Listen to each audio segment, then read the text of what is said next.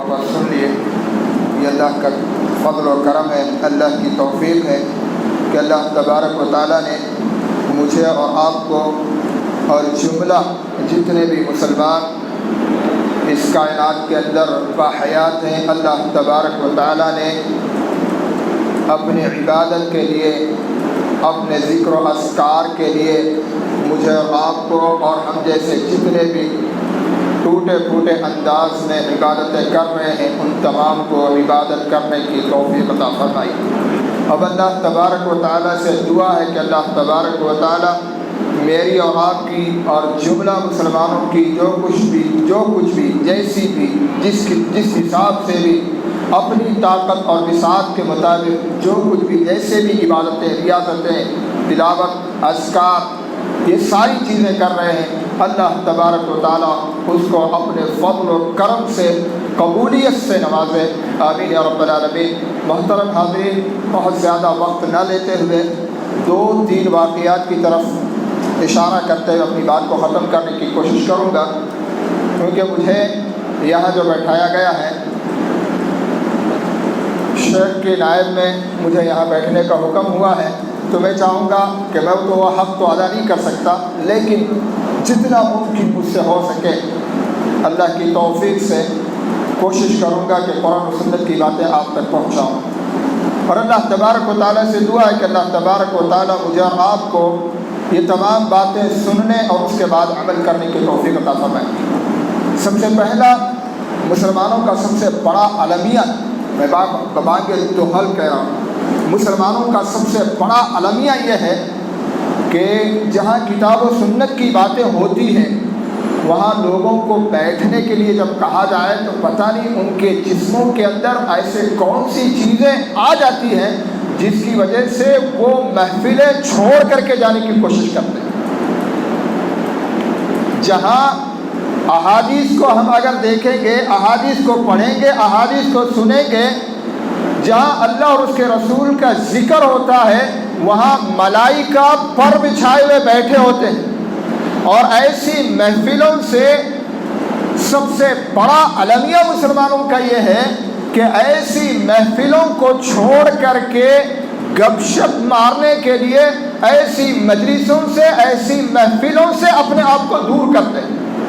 اس سے بڑی بدنصیبی ہماری اور کیا ہوگی کہ ہم قرآن و سنت کی باتوں کو اپنے مزے کے لیے، اپنی خواہش کے لیے، اپنی بساط تک سننے کے لیے تیار ہیں، اس سے کوئی چیز سیکھنے کے لیے میں اور آپ تیار نہیں ہیں۔ اللہ تبارک و تعالیٰ امت کی اس حالت پر رحم فرمائے۔ تو پھر مسجدوں کے ممبر اور محراب سے یہی دعائیں بھی ہو سکتی ہیں اگلے آنے والے دنوں میں کہ اللہ جتنے لوگ مسجد کے دامن میں بیٹھے ہیں اللہ انہی کو عزت عطا فرما، اور جو لوگ جا چکے ہیں اللہ تو ان کا نگہبان۔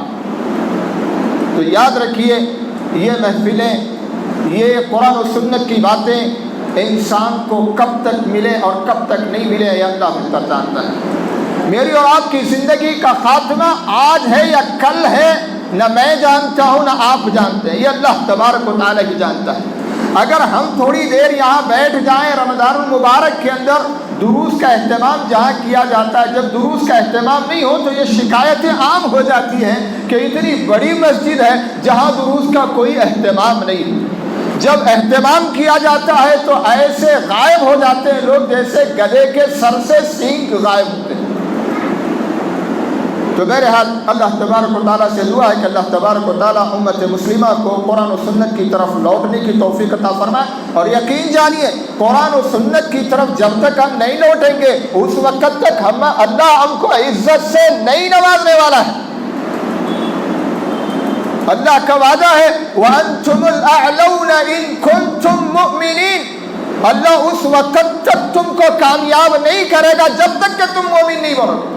مومن کا مطلب یہ نہیں ہے کہ توحید کو جان لیا ڈینگے مارتے ہوئے باہر پھرے، مومن کا مطلب یہ ہے کہ قرآن و سنت کی ایک ایک بات کو سنے اور اس کو سمجھے، اس کو اپنی زندگی میں لانے کی کوشش کریں۔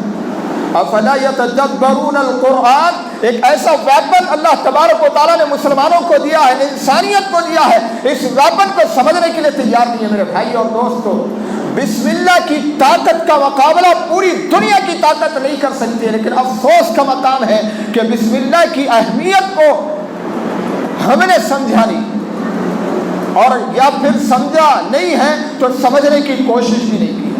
تو بہرحال میں اپنے موضوع کی طرف آتا ہوں۔ اللہ تبارک و تعالیٰ اس پارے کے شروع میں فرماتا ہے قال الملأ الذين استكبروا من قومه لنخرجنك یا شعیب۔ اللہ تبارک و تعالیٰ یہاں حضرت شعیب علیہ السلام کے واقعے کو ذکر کرتے ہوئے بیان فرما رہا ہے کہ جب حضرت شعیب علیہ السلام اپنے قوم کے پاس جاتے ہیں، قوم انہیں ڈراتی ہے، دھمکاتی ہے، کس بات کے لیے کہ جو دعوت تم دے رہے ہو اس دعوت سے باز آ جاؤ، اگر تم اس دعوت سے باز نہیں آؤ گے تو تمہیں مارا جائے گا، تمہیں شہر بدر کیا جائے گا، تمہیں گاؤں سے نکال دیا جائے گا۔ حضرت شعیب علیہ السلام نے کہا کہ یہ ممکن ہی نہیں ہے کہ ہم اپنی دعوت سے باز آ جائیں۔ ان کی قوم والوں نے کہا کہ اگر یہ نہیں کر سکتے تو ایک کام یہ کرو کہ کچھ دن کے لیے تم ہمارے معبودوں کی عبادت کرو، یا تو پھر معبودوں کو برا بھلا کہنا چھوڑ دو۔ انبیاء علیہ السلام کی دعوت یہ رہی ہے ہمیشہ کہ وہ ایک الہ کی طرف لوگوں کو بلاتے رہے۔ حضرت شعیب نے کہا کہ یہ ہو ہی نہیں سکتا، یہ ممکن ہی نہیں ہے کہ میں تمہاری دعوت کی طرف آؤں۔ اللہ تبارک و تعالیٰ کی توفیق سے اللہ تبارک و تعالیٰ نے مجھے تمہارے پاس ایک دعوت کو دے کر کے بھیجا ہے، وہ یہ ہے کہ اللہ ایک ہے، اللہ ہی کی عبادت کی جائے اور اللہ ہی کے لیے سارے کام کیے جائیں۔ اسی طریقے سے جب نبی علیہ السلام کے ساتھ بھی معاملہ آیا تو مشرکین مکہ نے کیا کہا، تنگ آ کر کے حضرت ابو طالب کے پاس جا کر کے کہا کہ ابو طالب اپنے بھتیجے کو سمجھا لو، یا نہیں تو انہیں یہ کہو کہ اگر وہ اپنی بات پر اڑے رہتے ہیں تو ہم ان سے دو ٹوک بات یہ کرتے ہیں کہ یا تو وہ چند دنوں کے لیے ہمارے معبودوں کی عبادت کریں اور چند دنوں کے لیے ہم اس کے اللہ کی عبادت کریں گے۔ جب پوری بات کو ابو طالب نے سنا، نبی علیہ السلام جب حضرت ابو طالب کے پاس آئے تو حضرت ابو طالب نے کہا کہ بھتیجے، قریش کے کچھ لوگ، مکہ کے کچھ شرفا جو اپنے آپ کو سمجھتے ہیں، وہ لوگ آئے، میرے سامنے یہ مطالبات رکھے ہیں، یہ چیزیں رکھی ہیں، کیا تم ان باتوں کو سنو گے؟ تو میرے نبی صلی اللہ علیہ وسلم نے کہا کہ چچا جان مجھے بتائیے کہ انہوں نے کیا کیا باتیں رکھی ہیں۔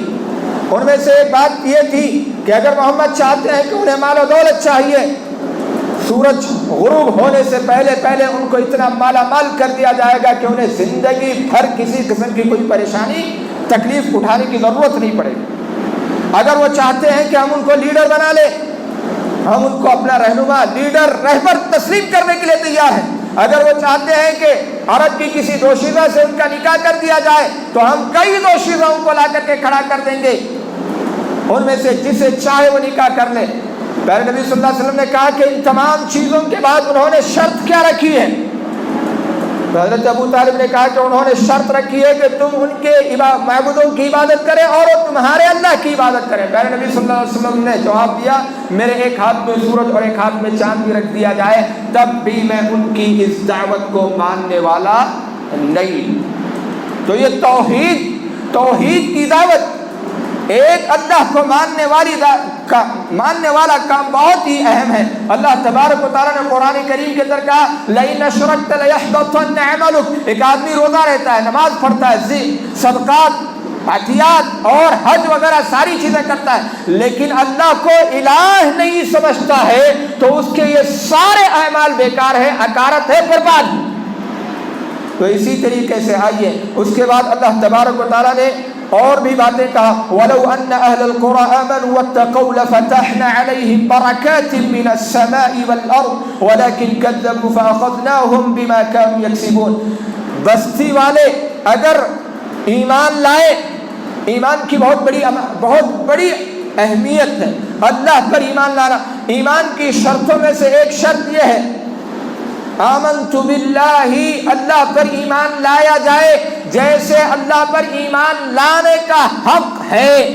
الذین یؤمنون بالغیب ویقیمون الصلاۃ اللہ پر غیب کی چیزوں پر ایمان لائے اور پھر عمل صالح کرے. ایمان کے بغیر اگر کوئی عمل صالح کرتا ہے تو اس کا عمل قابل قبول اللہ کے ہاں نہیں ہوگا. تو اللہ تبارک و تعالیٰ نے کہا کہ اگر بستی والے ایمان لائیں, ایمان لانے کے بعد سب سے بڑا کام کیا ہے؟ تقوی. جس مہینے سے ہم اور آپ گزر رہے ہیں وہ مہینہ ہمیں یہ سکھاتا ہے, یہ ٹریننگ دے رہا ہے کہ تقوی کیسے پیدا کریں. تقوی کے معنی کیا ہے, تقوی کے مطالب کیا ہے, تقوی کا مقام کیا ہے, تقوی کا مرتبہ کیا ہے. تقوی یہ ہے کہ آدمی سارے گناہوں سے بچتے ہوئے اپنے آپ کو سمیٹ لے. حضرت کعب بن احبار رضی اللہ تعالیٰ عنہ ایک مرتبہ حضرت عمر سے پوچھتے ہیں کہ کعب تقوی کس کو کہا جاتا ہے؟ تو وہ کہتے ہیں کہ کیا کبھی آپ کسی پگڈنڈی پر یعنی تنگ راستے سے گزرے ہوئے ہو؟ تو حضرت عمر نے کہا کہ ہاں میرا سابقہ ایسے راستے سے گزرنا ہوا ہے. تو حضرت کعب نے کہا کہ وہاں گزرتے ہوئے آپ نے کیسے اپنے آپ کو گزارا؟ تو حضرت عمر کہتے ہیں کہ میں اپنے دامن کو سمیٹتے ہوئے اپنے کپڑوں کو سمٹاتے ہوئے وہاں سے گزرا. تو حضرت کعب نے کہا بعین ہی یہی تقوی ہے, آدمی برائیوں سے اپنے آپ کو بچائے, اللہ کی ناراضگی کو اللہ کی ناراضگی کو سے بچنے کی کوشش کرے, یہی تقوی ہے. اور جب انسان ایمان لاتا ہے, تقوی اختیار کرتا ہے, تو اللہ تبارک و تعالیٰ ان کے لیے آسمان سے دروازے کھول دیتا ہے. اور آسمان سے دروازے کھولنے کے بعد کیا نازل ہوتی ہے؟ برکات نازل ہوتی ہے. برکت اور بے برکت کی دو چیزیں آپ سمجھ لیں. آدمی کے پیٹ بھرنے کے لیے یا پیاس بجھانے کے لیے 100 لیٹر پانی پینے اور ایک دیگچی کھانا کھانے کی ضرورت نہیں. بسا اوقات کیا ہوتا ہے, 2-4 پانی کے قطرے انسان کی پیاس کو بجھا دیتی ہے اور 2-4 لقمے انسان کے پیٹ کو بھر دیا جاتا ہے. یہ ہے برکت کا معنی. اور بے برکتی کیسے ہوتی ہے؟ آدمی کھاتا ہے لیکن بھوک ہی نہیں مٹتی ہے, اتنا پیتا ہے جس سے پیاس ہی ختم نہیں ہوتی ہے. یہ ہے بے برکتی. جب ایسی چیزیں آ جائے تو انسان اپنے اعمال کا محاسبہ کرے. کہیں ایسا تو نہیں ہے کہ ہماری زندگیوں کے اندر کوئی بدعملیاں تو نہیں آئی ہے جس کی وجہ سے ہمارے گھروں سے اناج کی بے حرمتی ہو رہی ہے. آج مسلمانوں کا کوئی فنکشن ایسا نہیں ہے, کہتے ہوئے بڑی تکلیف ہوتی ہے, کوئی فنکشن ایسا نہیں ہے جس میں 85 کلو اناج ویسٹ کر دیا جاتا ہے, پھینک دیا جاتا ہے. پیارے نبی صلی اللہ علیہ وسلم کے دور میں دسترخوان بچھتے تھے, دسترخوان پورا ڈھونڈ لیا جائے, ٹٹول لیا جائے تو لوگوں کو ایک دانہ نہیں ملتا تھا دسترخوان پر, نیچے گرا ہوا.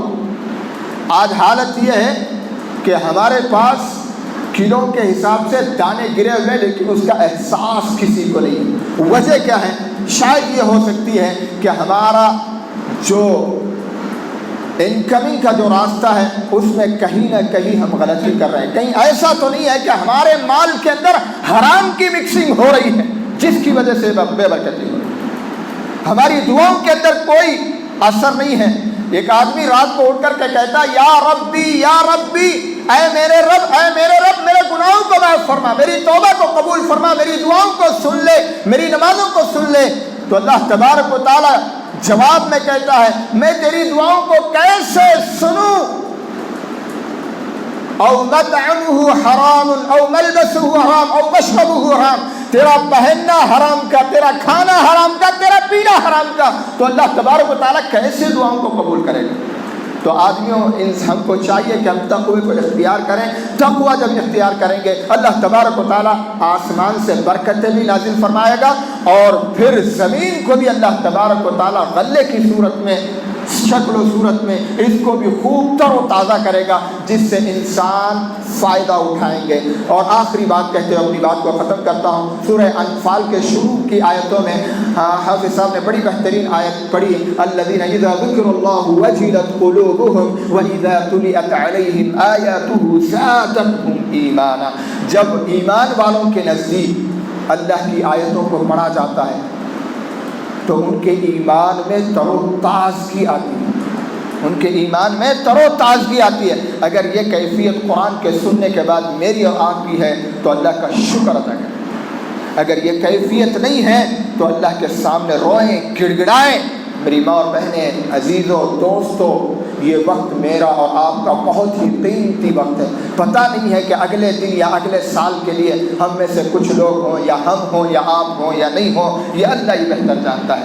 اللہ نے مجھے اور آپ کو یہ موقع دیا ہے، ہم جتنا ہو سکیں اس رمضان کے اندر اپنے گناہوں کی معافی طلب کر لیں رب ذوالجلال سے، رب کو راضی کر لیں، رب سے اپنے گناہوں کی معافی طلب کریں، تب کہیں جا کر کے میرا اور آپ کا رمضان فائدہ پہنچانے والا ہوگا۔ ورنہ پھر ایسے کئی رمضان ہماری زندگیوں میں آئیں گے، کوئی تبدیلی اگر ہماری زندگیوں میں نہیں آتی ہے تو ایسے رمضان کا آنا اور جانا میرے اور آپ کے لیے ایسے ہی ہوگا جیسے ہم نے صبح سے شام تک بھوکا اور پیاسا دن گزارا، جس سے مجھے یا آپ کو یا ایسے روزے رہنے والوں کو کوئی فائدہ نہیں پہنچا۔ اللہ تبارک و تعالیٰ سے دعا ہے کہ اللہ تبارک و تعالیٰ مجھے اور آپ کو اس رمضان المبارک کے مقام کو، مرتبے کو، اہمیت کو سمجھنے کی توفیق عطا فرمائے۔ اللہ تبارک و تعالیٰ اس کی دن کی سعادتوں کو، اس کی رات کی برکتوں کو میرے اور آپ کے لیے رحمت کا ذریعہ بنائے۔ اللہ تبارک و تعالیٰ میرے اور آپ کے گناہوں کو معاف فرمائے۔ الہ العالمین، جن لوگوں نے قیام کیا ہے اللہ ان کی مغفرت فرما، ان کے گناہوں کو معاف فرما، ان کے تمام نیک تمناؤں کو، نیک کاموں کو اللہ تبارک و تعالیٰ تو قبول فرما، اللہ نیک ارادوں کو پورا فرما۔ الہ العالمین، ہم میں سے جتنے بھی لوگ اس دنیا فانی کو چھوڑ کر جا چکے ہیں موحدین، اللہ ان کے قبروں کو نور سے منور کر دے۔ اللہ جن لوگوں نے بھی ہم سے دعاؤں کے لیے کہا ہے اللہ ان کی جائز تمناؤں کو، جائز ارمانوں کو، جائز مرادوں کو پوری فرما۔ الہ العالمین، ہم میں سے جو بھی نوجوان روزی کو لے کر کے پریشان ہیں اللہ انہیں حلال روزیاں مہیا فرما۔ الہ العالمین، ہم میں سے جتنے لوگ مقروض ہیں، قرض کی ادائیگیوں میں دب چکے ہیں، اللہ غیب سے تو قرضوں کی ادائیگیوں کا معاملہ آسان فرما دے۔ الہ العالمین، ہم میں سے جتنے بھائی اور بہنیں بے اولاد ہیں اللہ انہیں نیک اور صالح جوڑے نصیب فرما، جو بے جوڑ ہیں اللہ انہیں نیک اور صالح جوڑے نصیب فرما۔ الہ العالمین، جن کی اولادیں اپنے والدین کی نافرمانی کر رہی ہیں اللہ انہیں والدین کی فرمانبرداری کرنے کی توفیق عطا فرما۔ الہ العالمین، جو لوگ صراط مستقیم کو چھوڑ کر کے ہٹے ہوئے ہیں اللہ تو اپنے فضل و کرم سے انہیں صراط مستقیم پر چلنے کی اور صراط مستقیم کو سمجھنے کی انہیں توفیق عطا فرما۔ الہ العالمین، جب تک تو ہمیں اس دنیا میں رکھ، ایمان اور اسلام پر زندہ رکھ، اللہ تو اپنے فضل و کرم سے اس ملک کے تمام مسلمانوں کی عزت کو، عفت کو، جان کی، مال کی اللہ تو حفاظت فرما۔ اللہ بالخصوص مدارس اسلامیہ کی تو حفاظت فرما، اللہ تیرے گھروں کی تو حفاظت فرما۔ اللہ ناپاک سازشیں آئے دن ایمان اور اہل ایمان کے لیے رچی جا رہی ہیں اللہ ان کی ارادوں میں تو انہیں ناکام بنا دے، اللہ ان کے ارادوں میں تو ناکام بنا دے، اللہ ان کی چالوں کو ختم فرما دے، اللہ تو مسلمانوں کی مدد فرما، اللہ تمام مسلمانوں کو مومن بننے کی اللہ تو توفیق عطا فرما۔ الہ العالمین، جب ہماری زندگی کا آخری سورج ہو تو اللہ ایمان اور استقامت کی صورت میں ہمارے سورج کو غروب فرما اور ہماری زبانوں سے آخر وقت میں کلمہ لا الہ الا اللہ محمد الرسول اللہ صلی اللہ علیہ وسلم جاری فرما دے۔ آمین یا رب العالمین، وآخر دعوانا ان الحمد للہ رب العالمین، والسلام علیکم ورحمۃ اللہ وبرکاتہ۔